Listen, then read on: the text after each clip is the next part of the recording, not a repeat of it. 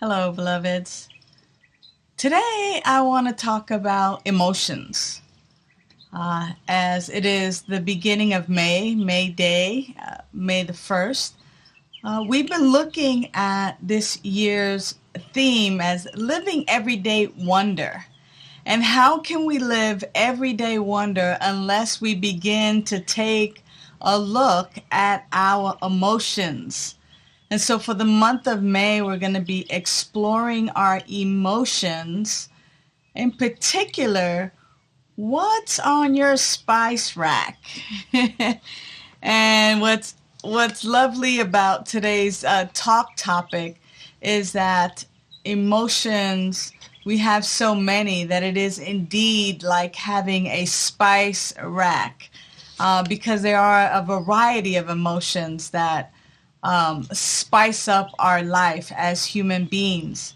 And what I want to talk about today is really taking a look at whether we run towards our emotions or whether we run from our emotions. And we'll have an opportunity to take a look at what it means to be balanced with our emotions.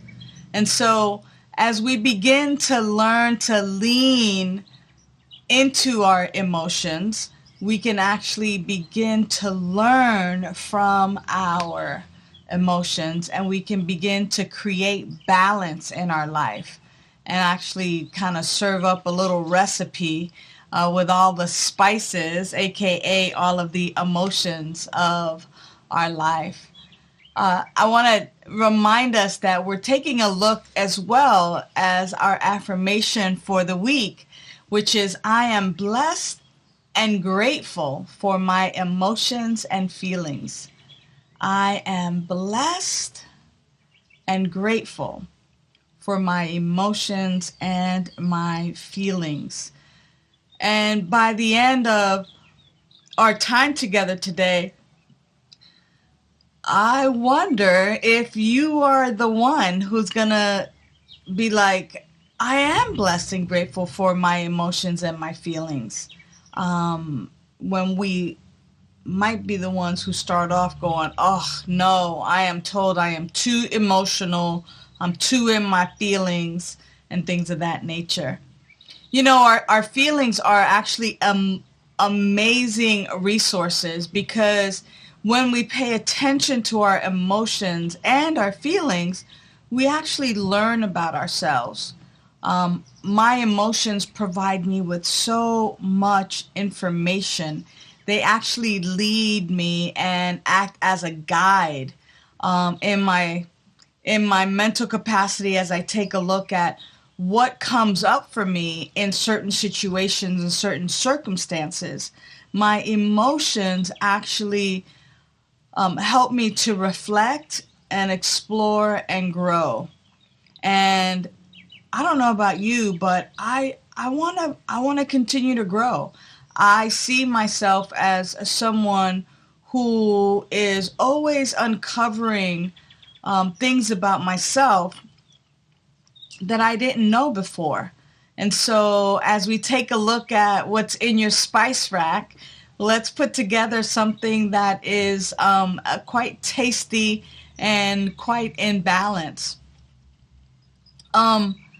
So I wanna just kind of dive right in, because this month we're also going to be looking at 4 key emotions. We're going to look at fear, we're going to look at happiness, we're going to look at anger, and we're going to look at sadness.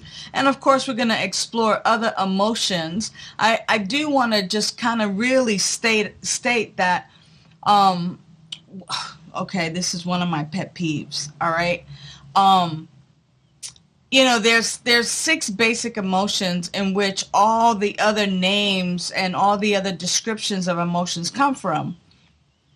There's mad, sad, glad, fear, surprise, and disgust. All right? Mad, sad, glad, fear, surprise, and disgust. We're going to be taking a look at fear, happiness, anger, and sadness this month, and of course explore some of the other emotions and, the names that we use for them. But one of my pet peeves is when people say, I feel like you're not listening to me. And I think to myself, that's not a feeling, that's a thought.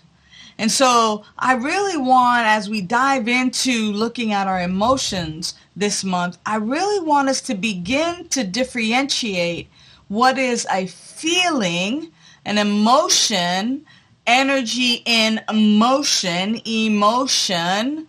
There's movement, there's action, energy in motion, and putting a label to that energy compared to what is the thought that you're having. So when people say, I feel like you're not listening to me, or I feel like there's something missing, that's not really a feeling as much as it's a thought. So I feel empty. I feel sad.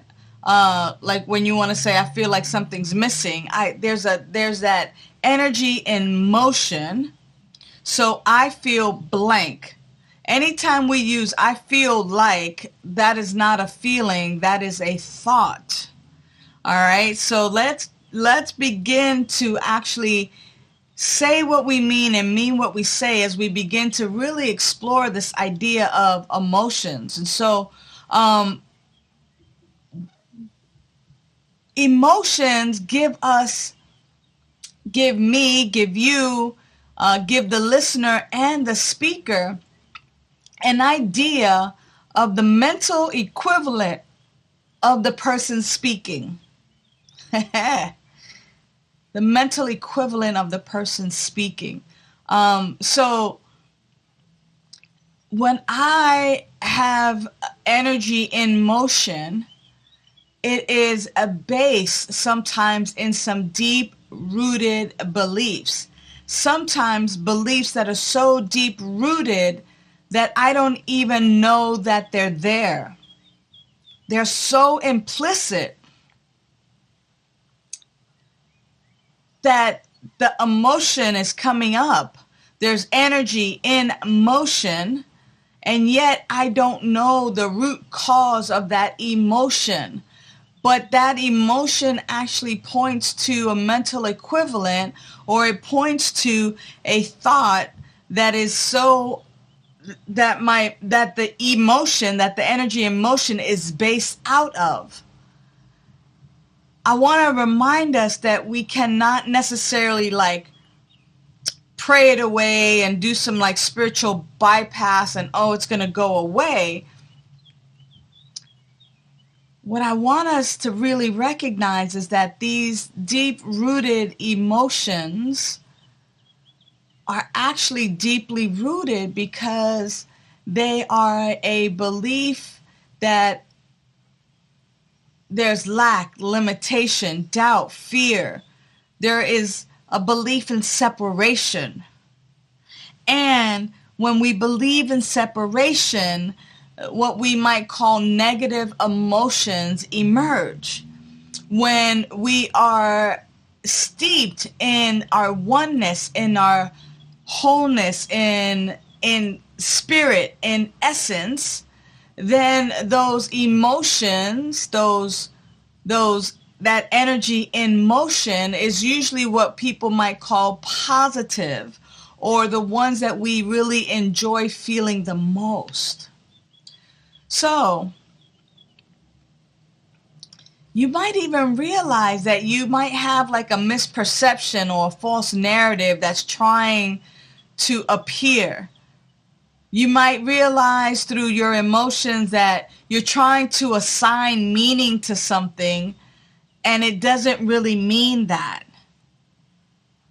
But if and when we continue to explore these emotions, we'll realize that the truth comes from delving into more of our emotions.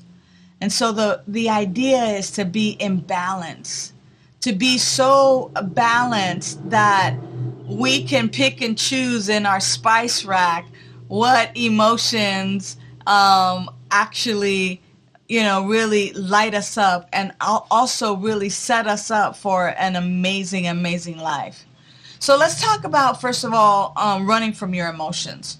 Most of us as children were taught to run from our emotions. We're taught to shut down our feelings, not to express them. These things, these lessons that we learn are also based in our gender, in our race, based on cultural norms, on gender roles and norms. Boys don't cry. We're taught that some emotions are bad and some emotions are good, or positive and negative. And what I want to just say is that emotions are emotions. They are emotions. They are information. And these ideas about our emotions, they can cause us to berate ourselves. They can cause us to feel badly about ourselves. And this is exactly how our thoughts and beliefs develop, and they get hidden deep down. Like, okay, they're not going to show or rear their ugly heads, if you will, but doesn't mean that those beliefs are not there, and our behaviors are based on our beliefs. I say this often is that, we go and we sit down in a chair. Why? Because we believe that chair is going to hold us up. We don't examine that chair. We don't check it out for its integrity. We just go and we sit down. We behave based on our beliefs. And so based on our beliefs, we might experience jealousy, anxiety. We might experience anger, hatred, or despair, or depression. And these hidden beliefs could actually sabotage our heart's desires. And we may not even know that they're there because they're so hidden. But by facing our emotions and by looking at them, unpacking them, looking to see what's underneath, we can actually learn how these hidden beliefs originated and how they got implanted in such an implicit way. It's important for us to do our healing work. And it is a process. And so instead of hiding from it or ignoring our emotions, instead of blowing up or flying off the handle, when we begin to embrace our emotions, we can begin to uncover the hurt and the pain, and we can begin a forgiveness process that allows us to be free, that allows us to show some self-compassion, that allows us to love ourselves and stop betraying ourselves, and really allows us to grow. And so the question is are you willing to grow? Are you willing now to go to any lengths to have some balance in your life where it comes to your emotions? Because you see, by welcoming your emotions, by saying, hey, come on in, have a seat, sit down, tell me what you're here to show me, to discover, help me discover. By doing that, we are actually spiritually maturing. And we're taking a look and we're saying, wait a minute, I am not going to let these seeds that other people planted in my life become the rule in my life. I'm not going to allow these seeds that have been planted or that I've even nurtured unknowingly to take root in my life and actually destroy my life, make my life painful, make it so that I am not living my best life. And why we come to spiritual communities like this and why we listen to inspirational messages like this is so that we can actually reconnect with consciousness, aka God, aka life, aka source, so that we can reconnect and that we can uproot all of these false ideas and this erroneous way of thinking and being, so that then these antiquated beliefs don't trigger these behaviors and we don't have this energy and motion that sabotages and betrays our life. You see, beloved, when we use a spiritual practice like a mantra, my life is amazing, I am healthy and wealthy and wise. When we say I'm getting better and better each and every day, when we say my life is the life of God, I am one, I am the unique, magnificent way that spirit is expressing itself in human form. When we use mantras, when we journal, when we meditate, when we are visiting and working with a practitioner or a prayer partner, these are healthy ways to welcome in or to welcome your emotions to show up. And for us, for you and I to learn from the tenderness, from the pain, and even from the bliss. You see, when we take a look and we are courageous enough to look at our emotions, and courage means that there's some fear there, but we're going to walk through it anyway. When we're courageous enough that we actually strengthen our faith and we strengthen our spiritual base. It's through this intuitive listening. It's through allowing that still small voice to guide you and to explore these areas that have been so untapped for so long. Do not be afraid of your emotions. Do not be afraid of your sadness. I am not afraid of your sadness. I'm not afraid of your tears. I'm not afraid of your joy. I am not afraid of your energy in motion. Sometimes I'm afraid of mine. And by looking, by welcoming it, by being a first responder to my own emotions, by taking the time to simply apply my spiritual practices, which is exactly what I'm inviting you to do, to take your time and apply your spiritual practices, that you are then lovingly supported to go deeper and deeper in the exploration of your emotions. And you can unpack and learn that they are actually there to teach you a lesson or to guide you, to remind you of the places where you are genuinely recognizing that your life is the life of God, and in the areas where you are not recognizing that your life is the life of God. See, it's all about having balance, beloveds. And so the idea is to be in balance and to be in harmony with your emotions. And usually in the spice rack, there are various spices, some that go together and some that don't. So what's on your spice rack? Like, where is your spectrum of bland or spicy or salty or sweet? And how do you mix it up for yourself so that you are living your best life? You see, because sometimes when we have people who do spiritual bypass, too much joy and too much bliss, and too much overexcitement, is just too much.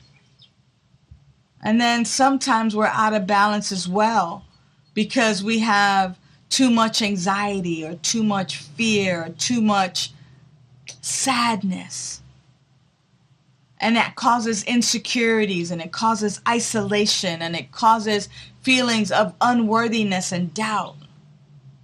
But when we allow ourselves to dance like the ocean gives us a wave and that ebb and that flow, when we allow ourselves to really recognize these energies in motion, that they are simply signs of some beliefs, deep-rooted beliefs, then we can look at them and say, yes, this is ones I love, and no, this one I'm ready to let go of. It is an erroneous thought, an erroneous way of being, an erroneous way of thinking that no longer serves me. And by reconnecting with consciousness, by reconnecting with that indwelling power and presence, we get this opportunity to really work with our energy in motion, our emotions and our feelings,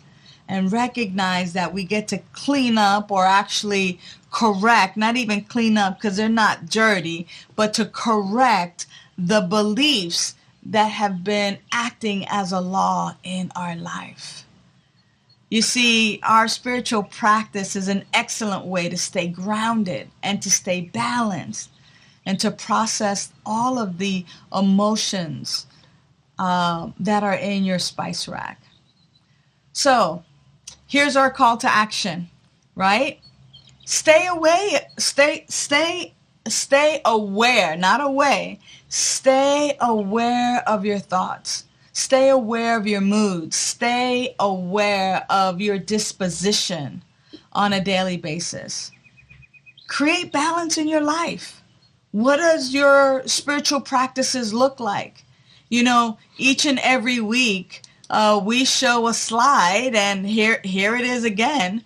We show a slide of spiritual practices. Engage in your daily meditation, your daily affirmative prayers, your daily study and reading and journaling and visioning. What is the highest and best? What is God's grandest idea for me in my life today as we begin the day, right? And even our weekly spiritual practices, like being in sacred service and seva, seeing our practitioner or our minister for a coaching session, you know, giving, tithing, donating our time, our talent, and our treasures to our spiritual community, being with one another in beloved community, and that's coming up for us really, really soon. And so as we begin to stay balanced, I love what Eric Butterworth says. He says, nothing else can satisfy or fulfill unless you enjoy the freedom that comes from control of your inner world of mind and emotion. And so you are the captain of your spiritual practice. And that's what Eric Butterworth means here in spiritual economics when he is speaking about control of your inner mind and emotions. When you are in control of your spiritual practices, when you engage in them on a regular basis, it helps to keep your mind on track with that which is the truth of who you are, that you are the unique, powerful, unrepeatable, magnificent way that spirit shows up in human form. And because your energy in motion is all based on your thoughts and beliefs, when you are steeped in this truth and this knowing, then your emotions can't help but shine forth and actually support you in your day-to-day living. So, are you the one now who's going to say with me, I am blessed and grateful for my emotions? Say it with me right now. I am blessed and grateful for my emotions. Let's go into prayer. How grateful I am in this moment to speak the word, to recognize the one power, one presence, one life that is spirit, that is living spirit, that is love, that is joy, that is peace, that is harmony, that is power and presence. It goes by many names: Yahweh, Jehovah, God, life, Father Sky, Mother Earth, whatever it is that we call this great reality, this infinite intelligence. We know that it has created everything out of itself. Therefore, my life is the unique and unrepeatable way that spirit shows up in human form. And as I know that this is my truth, I know that this is the truth for each and every person who is within the sound of my voice, within this beautiful Vida spiritual learning community. I know that God is expressing magnificently in, through, and as each and every one of us, and that which is true of God is true for each and every one of us, that the love that God is, I am, that the joy that Spirit is, I am, that the peace and the power that infinite intelligence is, I am, that the harmony and the wholeness that loving Spirit is, I am. And as I know that this is my truth, I know that this is the truth for each and every one of us.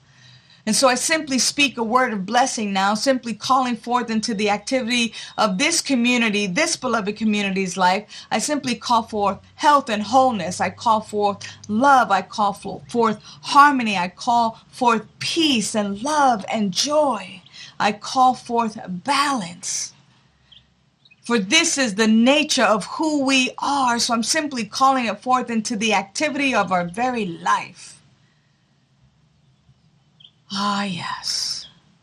Because I pray believing that it is done, I simply release this word now into the activity of the law, knowing that the law says yes, and that everything is coming together for our greatest and our highest good, and everything is rushing towards each and every one of us, bringing that joy, that love, that peace, that harmony,